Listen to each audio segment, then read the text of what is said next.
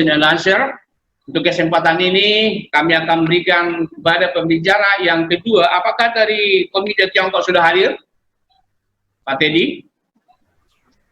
Nampaknya belum, Pak. Mungkin dilanjut ke... Oke, waktu silakan kepada Bapak Khairul Mahali, Gabungan Perusahaan Ekspor Indonesia. Waktu dan tempat silakan Pak Khairul.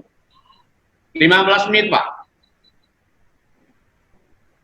Bismillahirrahmanirrahim. Assalamualaikum warahmatullahi wabarakatuh. Good day all.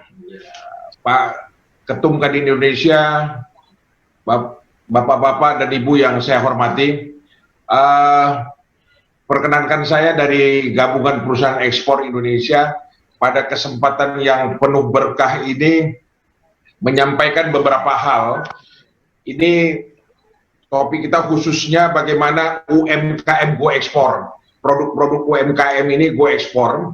Tentunya kalau perusahaan menengah besar itu udah nggak perlu lagi kita ajari bagaimana, tapi yang kecil ini bagaimana bisa menengah dan besar itu untuk menuju ekspor. Kita tahu bahwa banyak orang Indonesia, diaspora kita yang ada di luar negeri, ya, baik itu di Tiongkok, India, Jepang, Eropa, USA, Timur Tengah, Australia, banyak, dan itu mau perlu produk-produk Indonesia. Itu yang pertama, bahwa diaspora itu membutuhkan produk-produk Indonesia. Yang kedua tentunya bagaimana produk-produk Indonesia itu yang namanya UMKM itu bisa berdaya saing dan bisa diekspor. Pertama, kalau kita berbicara masalah di Tiongkok, ini dari Tiongkok kita tahu sekarang bahwa Kementerian Luar Negeri melalui para duta besarnya, konsul-konsul jenderalnya, ada yang disebut dengan diplomasi ekonomi. Bahwa fungsi dan tugas sekarang para perwakilan-perwakilan kita yang luar negeri itu, ratusan jumlahnya itu, mereka adalah marketer, pemasar-pemasar produk-produk kita. Jadi selain adanya atase perdagangan, adanya ITPC, Indonesia Trade Promotion Center, bahwa para duta besar beserta staf, para konjen itu, fungsi daripada mereka juga memasarkan produk-produk kita di sana. Jadi nggak bisa lagi macam dulu duduk manis, ya, duduk manis, tapi sekarang bagaimana fungsi mereka itu memasarkan produk kita. Yang berikutnya, tentunya bagaimana lobbying yang diharapkan para duta besar ini. Ya, Pak Pren dari Komite India, terus terang aja saya mengatakan banyak anggota saya di Gabungan Perusahaan Ekspor, khususnya yang ekspor produk pertanian perkebunan, sekarang ini memasuki pasar India itu tidak cukup sulit. Kenapa? Seperti Pinang, pajaknya itu sampai 150 ke 200%.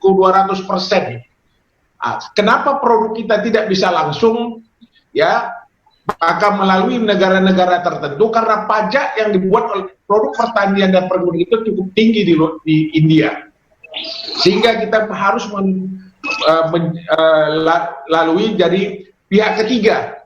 Jadi harus memakai trader ke pihak ketiga. Itu ya untuk India. Untuk Cina, ini yang perlu kita juga masukkan ini kepada pemerintah. Kalau kita mau masuk ke pasar China, ke India, perusahaan kita itu harus terdaftar di sana. Harus terdaftar di sana.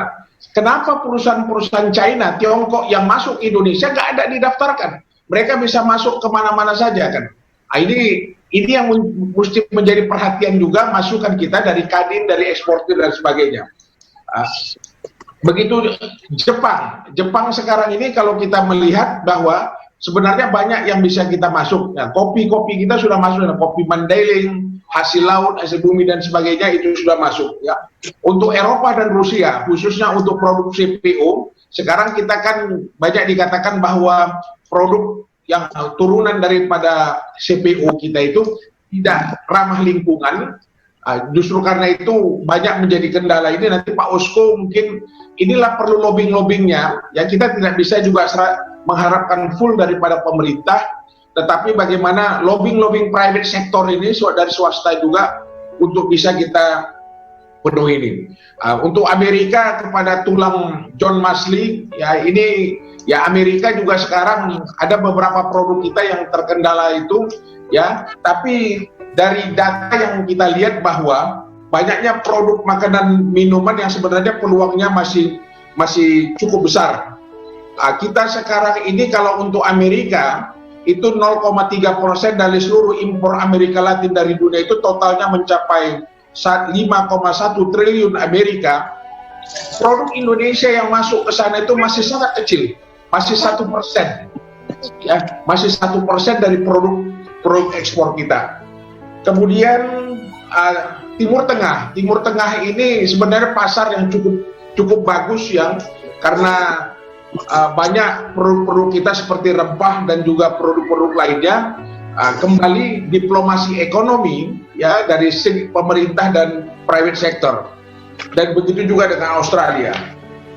Yang tentunya pada kesempatan pagi hari ini, yang kita harapkan daripada pelaku usaha UMKM, bagaimana tentunya pertama untuk bisa produknya, kualitas produk itu harus benar-benar yang berstandar sesuai dengan negara di mana kita mau kirim, di mana mau kita ekspor.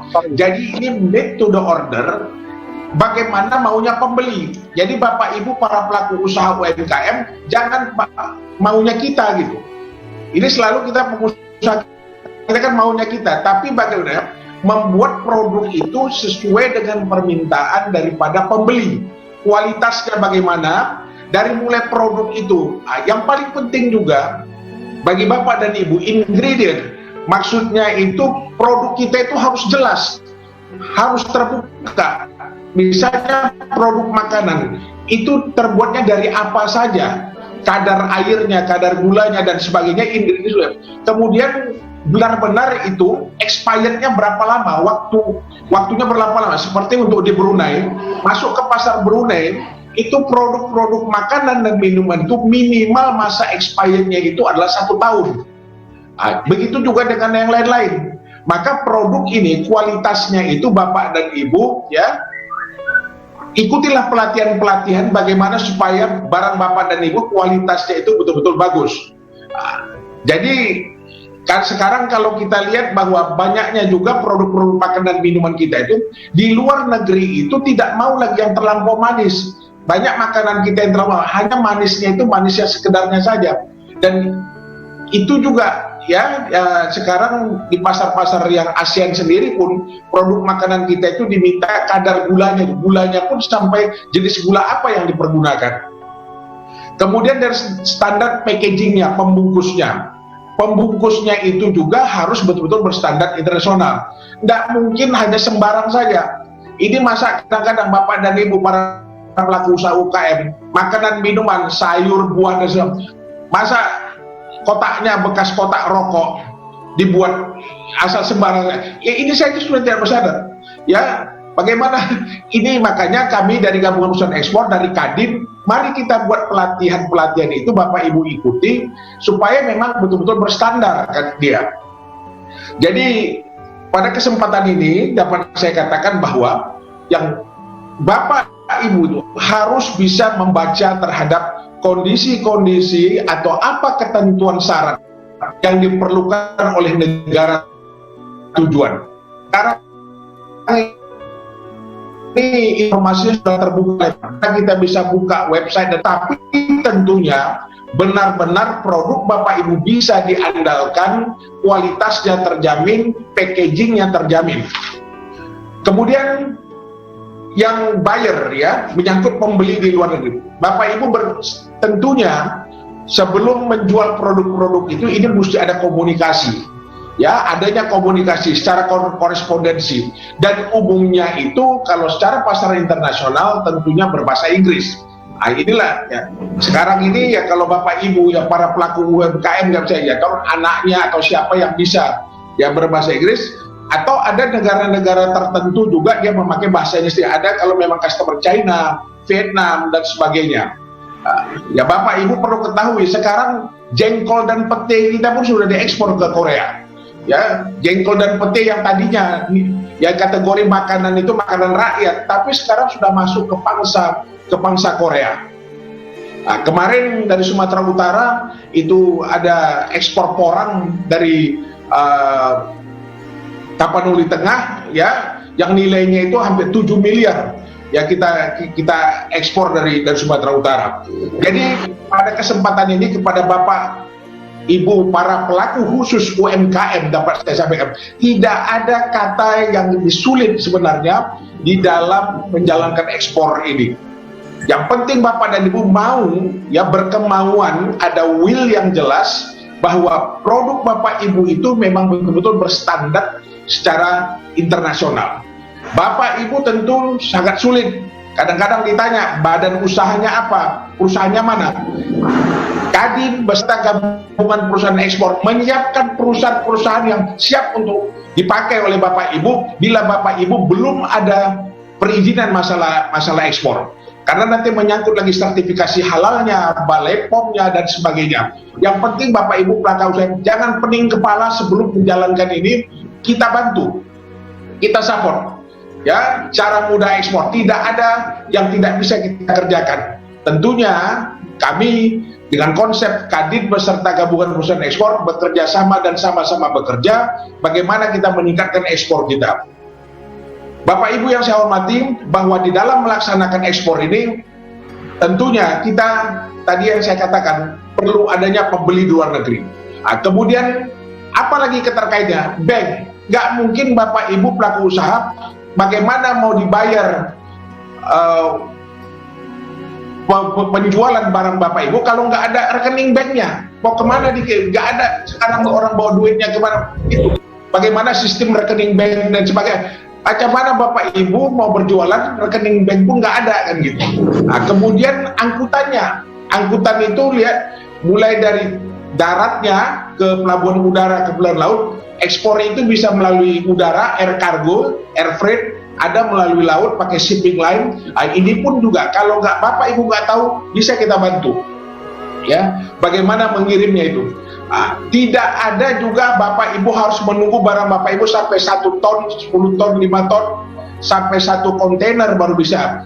3 kilo, 5 kilo pun itu bisa kita bantu dengan consolidation shipment. Ya, sekarang ini Bapak Ibu, sambal andaliman, bumbu pecel, segala rempah yang itu 3 terasi, ya, kalau orang Sumatera bilang belacan, itu pun sudah bisa diekspor. Ya, jadi Bapak Ibu UMKM khususnya jangan khawatir, nggak perlu menunggu sampai barang Bapak Ibu 1 kontainer baru bisa diekspor.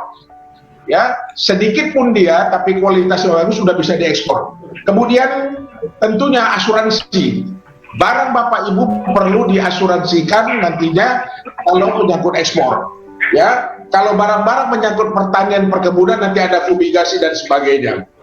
Jadi Bang Khairil, berapa lagi menit lagi Pak? 3 menit lagi Pak, silakan. Ya Pak, memang kalau makin banyak dolarnya makin banyak masuk ini Pak.